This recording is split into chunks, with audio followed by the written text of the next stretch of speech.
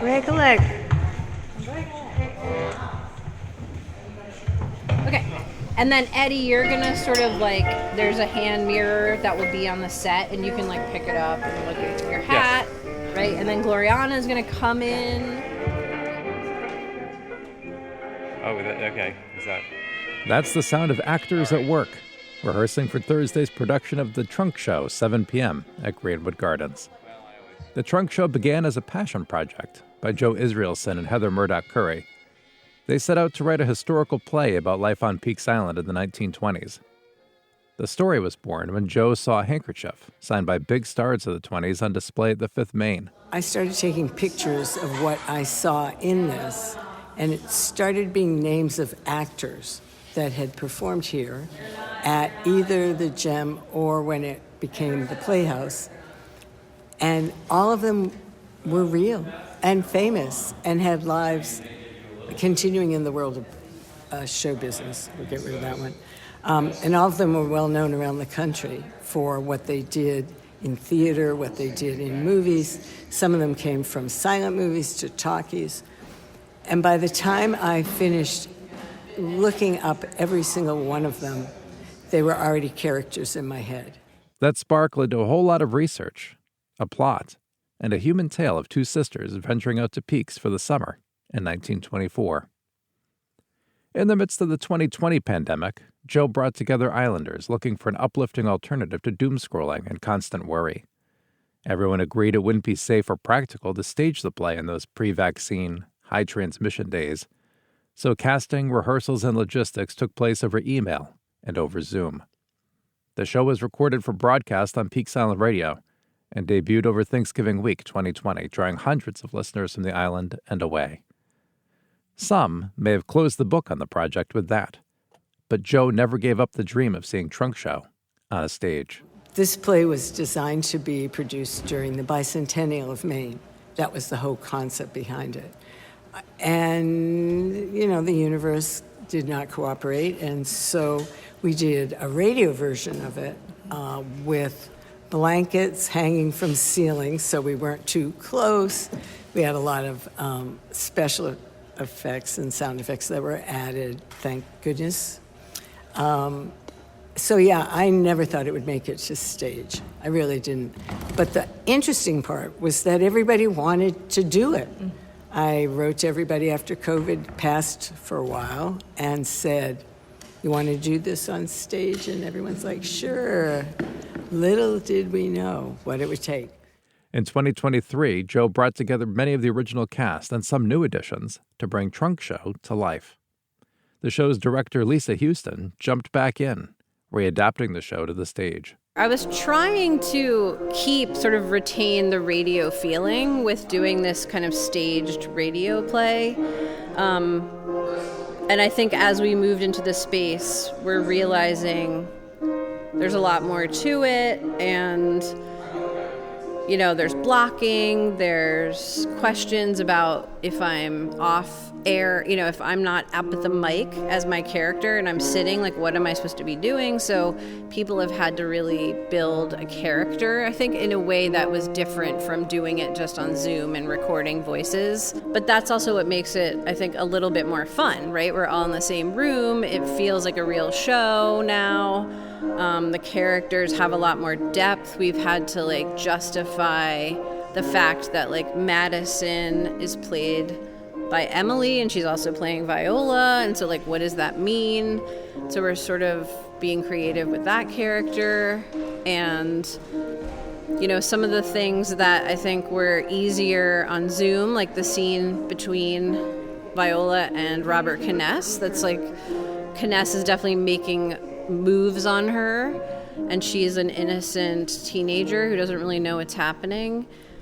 That's going to feel very different in real life on a stage versus just recording your voices talking through that situation. So we had to do a little work with that. One of the draws of the show, of course, is taking a look at Peaks in another era. I always was interested in the Gem Theater, and I was like interested in that time period, and I knew some of it because my husband's on the board of the Fifth Main, so like I've been through that upstairs exhibit and seen all the pictures and things, But it is really incredible. Like, I didn't know this space here, the Playhouse, is like from the 1800s. That's incredible. And to think that people were here performing, over 100 years ago is crazy to think about. And it's also fun, I think, to ride the ferry and think about the scene with the sisters and what they're seeing, and that we're still seeing a lot of those things, but maybe in a little bit of a different context. That I think that, like, the longer Peaks Island exists, there's things that are just core to what it is. And so that's, like, fun to look at those core things, but from a 2023 perspective versus a 1924 perspective. The show welcomes 2 new actors who made the trip out from California for the show. Hello, I'm Emily Scott. I was born and raised in California, then I went to New York for a while, and then I came back to California. So this is my first time back east in 10 years. This isn't Emily's first production. She's got a talent for acting and brings great energy to the role of Viola, one of the sisters working on Peaks for the summer. I'm supposed to be 16, and I am not 16, so please be nice. She's a lot more excited than I am. She's a bit more naive than I am, and I hope that comes across. Before this, Emily was in 12th Night. My last character that I played was also named, I think they were calling her Viola in this one, but we called her Viola, and that was in 12th Night, and that was a wonderful part, and that's where I met my current partner, Sam. Emily's partner, Sam, from 12th Night, also made the journey east. This is my first time to Maine, first time to Peaks Island. I have family back east, but in South Carolina, so it's beautiful up here and way less humid. In high school, I was doing, a lot of productions, but more recently, I was in a production of 12th Night that I was kind of an ensemble member for. That was also 1920s themed, but Coney Island instead of Peaks Island. And I was pushing around a popcorn cart and had a great costume. And that's how I met Emily, actually. I think she probably spoke on it, but she was another Viola. It's kind of a lot of mirrors, this production and that one, and totally unintentional. But it's been a lot of fun to just sort of see this all. I think the way I like to call it is a staged manager. I'm not the stage manager for the actual production, but I will be playing the stage manager.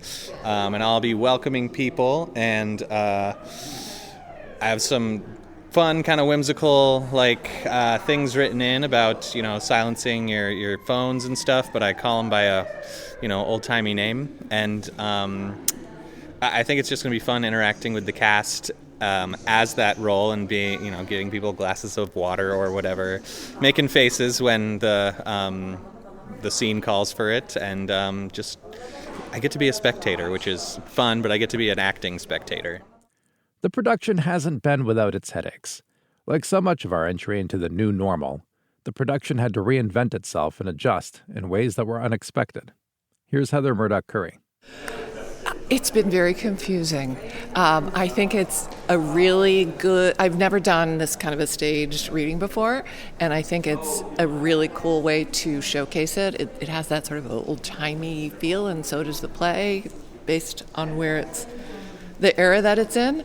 But it's been confusing. Like, do we need sound effects? Do we not? Are we acting? Are we just reading? So there's just all of these things to consider if you've never written it or acted. And the acting part of it, too, is just like, what am I doing? So it's very different than a whole just reading it and being recorded and memorizing all your lines and doing a full play. It's kind of somewhere in between, which is cool. It's it's a new experience. Peaks Island's full of them. Here's one more. Some of the things that I think were easier on Zoom, like the scene between Viola and Robert Kness, that's like, Kness is definitely making moves on her, and she's an innocent teenager who doesn't really know what's happening. That's going to feel very different in real life on a stage versus just recording your voices, talking through that situation. So we had to do a little work with that. But it's also just really fun. The 1920s are fun.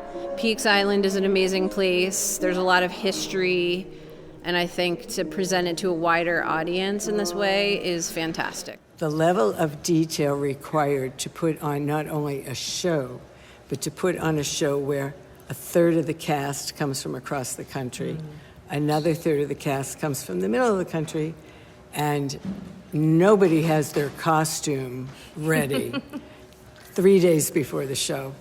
It's a little anxiety producing, but I trust my director, I trust everybody, and people are putting forth all their energy, and more importantly, nobody's being paid. This is all volunteer, and people gave up part of their summers and vacations and everything else, and it's a community effort to create community theater.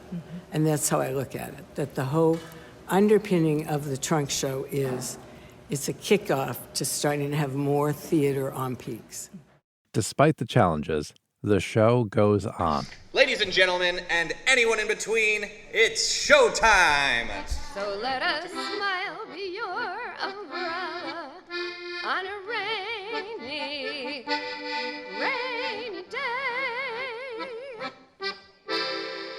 Go see the show and discover a little piece of island history while watching a cast and crew writing themselves into Peaks Island's story, too. What will citizen historians make of the play 100 years from now?